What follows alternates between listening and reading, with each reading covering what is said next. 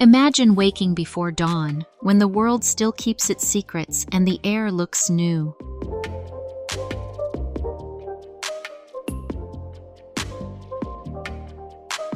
You step out into a Ugandan morning that smells of wet earth and roasting beans, and somewhere through the mist a great hand of music lifts.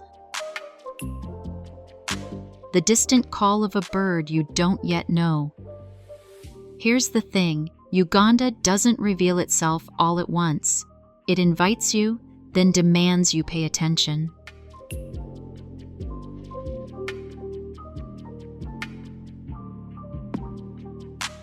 By the time the sun climbs proper and you've chased a river for an afternoon, you understand why people used to call this place the Pearl of Africa.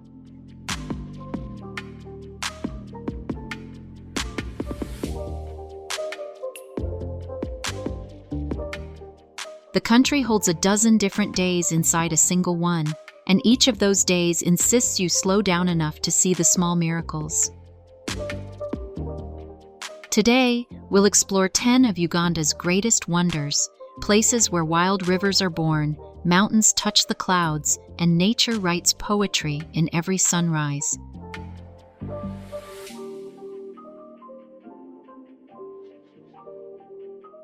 The Nile begins here, soft and sudden, rising from the broad stillness of a lake and gathering force with an attitude, as if it knows it has a long journey to make. You can stand at that margin where placid water meets urgency and watch the river remember who it is. People come for that edge, to taste the raw energy where a continent's greatest river begins to hurry. If you want spectacle, the Nile will give it. If you want a quiet truth, it will give that too. Water as both origin story and daily business, powering communities, knitting histories together.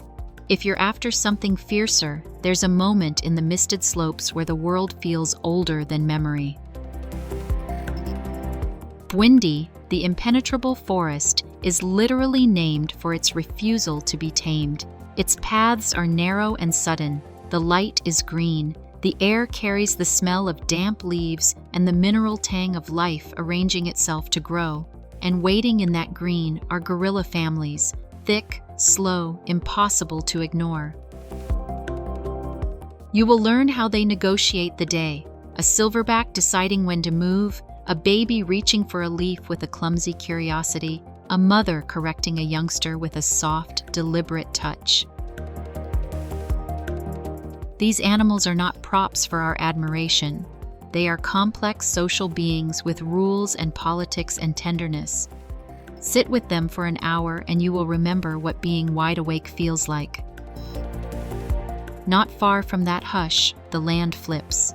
Queen Elizabeth National Park opens like a painted curtain and then shows you the punchline, lions in trees. That's a sentence you shouldn't expect to make sense until you see it. Big golden shapes balancing on branches, nonchalant, as if they've always preferred a view with perspective. It rewrites the whole idea of savanna behavior, because Uganda loves contradictions that are also truths. Coffee is everywhere, not only a drink, but public ritual. Beans come from hills where seasons are read like ledgers, and every cup is a compressed story of soil and sweat. You will be offered something the first time you wander too long, a shared sip, a grin, a conversation that starts with the weather and widens into music or politics or the best place to eat matoke. The hospitality here is stubborn and generous. It's not theatrical. It's practical kindness that expects nothing in return. There are tastes that will surprise you. Fried grasshoppers are not a gimmick. They are a seasonal bite, crisp, salty, oddly persuasive. Under that, there are slow dishes, sorghum stews that feel like an argument with the cold, matoke steamed until it surrenders into comforting texture, the earthy solidity of food grown on terraces carved into impossible slopes. You learn to eat with the country rather than merely consume it. Food becomes a lens into how people moved with land and climate for generations. Some places in Uganda were engineered by fire. Mount Elgon and the terraced highlands are geological memory made visible, the product of lava and patience. Farmers shape steep land into terraces as if composing a painting. Coffee, potatoes, beans stacked in careful geometry that resists erosion and feeds families.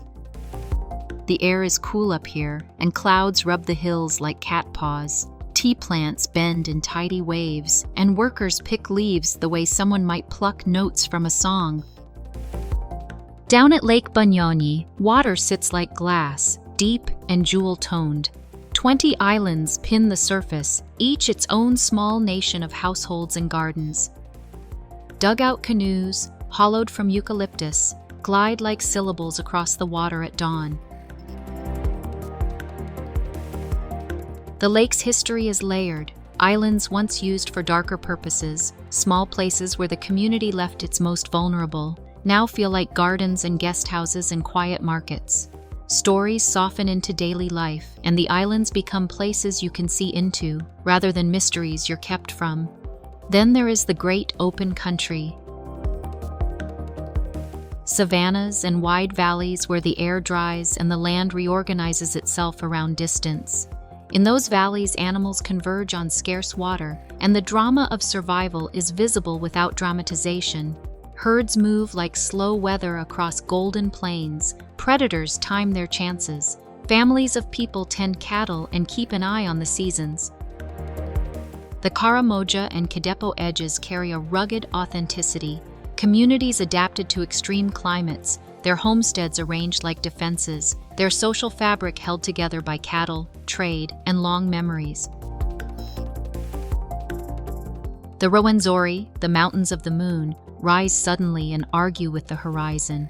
Climbers find a patchwork of ecological zones, tropical forest, bamboo groves, alpine moorlands, each one a compressed story. Glaciers cling stubbornly to peaks right on the equator, relics of a colder world. The vegetation changes so quickly that you feel as if you're moving through time as well as space. There are plants here found nowhere else on Earth, and animals adapted to a life at altitude. It's a place that insists on being treated with humility. For water that turns rage into spectacle, go to Murchison Falls. The Nile squeezes itself through a narrow 7-meter cleft and then flings itself over the rocks in a gust of spray and sound that rearranges any quiet you came with. The roar is physical, it vibrates the bones. A permanent rainbow lives in that spray. Below the canyon, hippos and crocodiles find quieter places to rest in pools where the current has forgiven itself. The rock here is ancient writing, patterns carved over millennia. To make this a proper portrait, you have to mention the history threaded through the place. Culture is not a garnish in Uganda, it's the architecture of daily life. More than 50 ethnic groups keep their own rhythms. Music is not background audio, it's a social instrument. Drums, flutes, voices negotiating everything from weddings to harvests. Traditional dances aren't dusty performances, they are declarations. We exist, we remember. On any open night, the air fills with community music and the sound has the authority of things that matter. There are lesser-known corners that reward curiosity.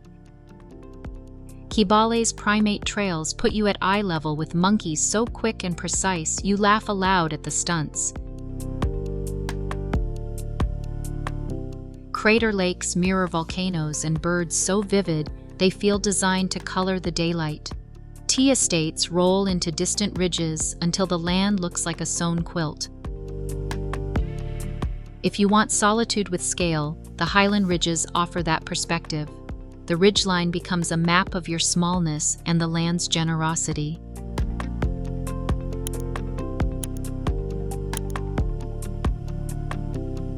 If you want to understand how livelihoods tie into landscape, watch a coffee cooperative. Smallholders gather, process beans, dry them, and sell them in ways that return value locally. The cup you drink then tastes like place, clean, bright, honest. Tea pickers follow fog lines across plantations, plucking by hand the tender tips that make a difference.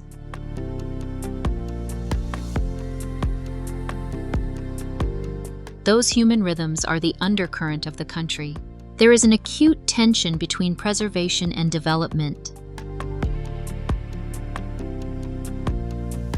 National parks protect critical habitats, but the families living on park borders need land, income, schools.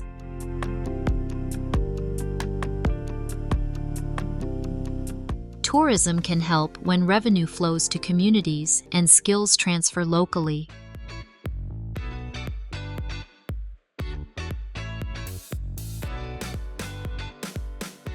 The choices made now will echo for a generation. If you come here to raft, do it because you want a lesson in humility. The rapids around Jinja bite. Class 5 runs demand respect. People return wetter, less solemn, oddly pleased with their bruised pride. Rafting is a visceral punctuation. You leave as you were and return with new edges.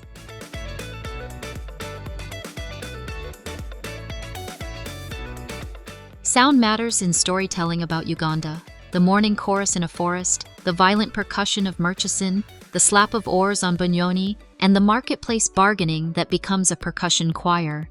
These audio moments put viewers inside the place. Edit with intention, linger on a face, then cut wide to a landscape. Let sequences breathe, then push. Use surprising contrasts. A child's laugh framed against a gorilla infant's curiosity. The quiet dignity of a coffee farmer beside a panoramic ridge. There is one image I keep carrying, a tracker named Samuel kneeling beside a flattened patch of forest and pointing at a gorilla's sleeping bed. He spoke quietly about family rules, how infants nestle, how juveniles test limits, how the silverback resolves disputes. He did not romanticize. He described a social order in the blunt language of someone whose work keeps him close to wild lives. That grounded everything. It reminded me that the softest, most viral moments are small and human. A tracker smiling at a newborn gorilla, a child trading a cup of tea for a visitor's story, a farmer showing you the exact slope where the sweetest coffee grows.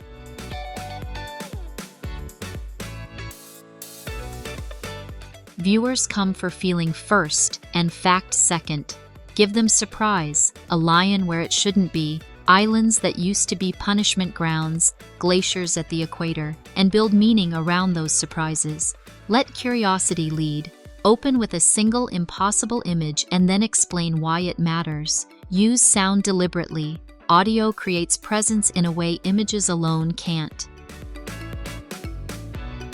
Keep cuts rhythmic. Ask a brief, direct question in voiceover. What would you do if a mountain gorilla met your eyes? Then pause long enough to let the listener imagine themselves inside the frame. That little move converts a passive viewer into a participant. Make the people you film central. Highlight guides, trackers, coffee farmers, tea pickers, boat builders. Those faces are how audiences connect. Show how a gorilla permit funds a school or how a cooperative shifts prices for a village. Impact is shareable because it gives viewers something useful and ethical to latch onto. Book gorilla permits in advance. They're limited and vital to conservation. Take a dawn boat on any lake. Light at that hour makes ordinary movement look almost holy. Learn a few local words. People respond to the effort, and your footage will be richer for it. Tell the whole story. Beauty without context feels shallow. If the land is changing because of oil or market pressures, show that too. Audiences reward honesty. They'll share work that respects complexity because it trusts them with it. The most viral element you can offer is honesty. Show beauty, show difficulty. Don't tidy up trade-offs for aesthetic neatness. Let viewers see texture and contradiction, and they will trust what you show. End on an image that can live on feeds, a child laughing while a gorilla infant explores fingers at a leaf, or terraces carved by generations that read like a hand-drawn map. Finish with one short line the viewer repeats. Uganda asks you to slow down, to get lost, and to return changed. Keep the line simple, keep the feeling real. Which part will you explore first?